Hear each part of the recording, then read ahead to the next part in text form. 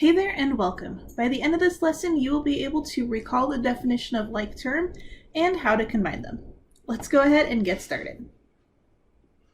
All right, let's start off with some vocabulary. So for something to be a like term, it has to have the same variable with the same exponent. The coefficient, the number in the front, doesn't matter. It could be a 2, it could be a 7, it could be a negative 365. That part doesn't matter. It has to have the same variable with the same exponent. Remember that your variable it's a placeholder for a value. Usually it's a letter, but you can really make it whatever you want. A heart, a star, a fish, totally fine. But we generally use letters to represent variables. And then a constant is just a number without a variable. A 4, a 12, 613, all of those without letters attached are called constants.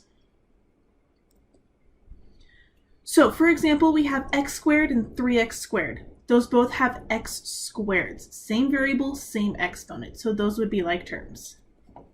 7xy and 9xy, same variables with the same exponents. Those are like terms. Negative 3x squared y to the 7th and 4x squared y to the 7th. Again, those have the same variables with the same exponents. X squared, y to the 7th. Same variable, same exponent. So let's actually combine them.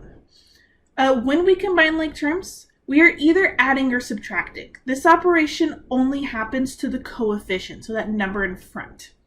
Nothing is going to happen to our exponents. If they are not like terms, we simply can't combine them.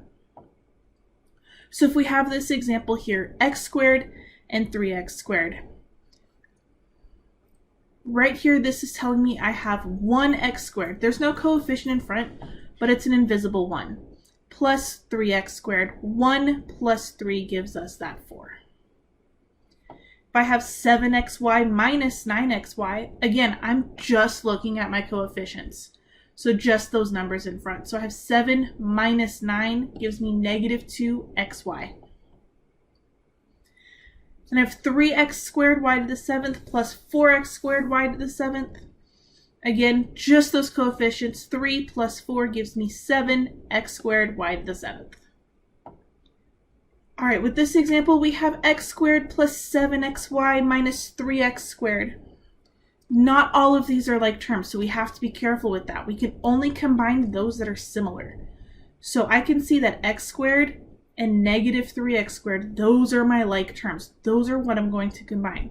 1 minus 3 is negative 2x squared.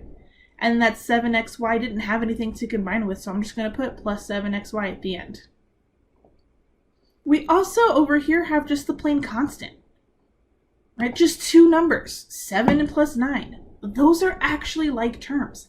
They're not something that we really talk about all that often, but 7 plus 9 is like terms, and that gives us 16.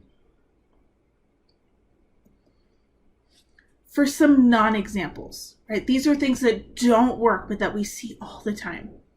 If I have x squared plus 5x, we get 5x cubed, and that is not accurate. That is not how we combine like terms. X squared and 5x are not like terms. They don't have the same exponent. They have the same variable of x, but this first x here is squared and this second x is not. So we cannot combine these together. Don't do that. Right? Does not equal 5x cubed. The correct way to do this is to say x squared plus 5x just simplifies to x squared plus 5x. They don't combine. So we just have to keep them separate, and that's okay. Sometimes that happens.